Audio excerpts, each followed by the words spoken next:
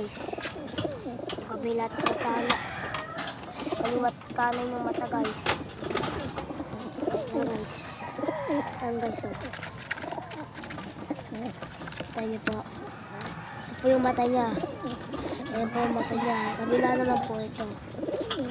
Kabila naman po ito mata niya. Yun o.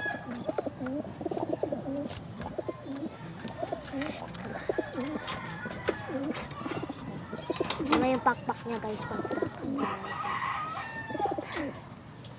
Ayan guys. Yan. Yan. Masyadong madumi. Sobrang gaspang. Ang dulos sa kamay. Ayan guys. Hindi siya maputi. Ayan. Ayan. Kasi po t-shirt lang guys.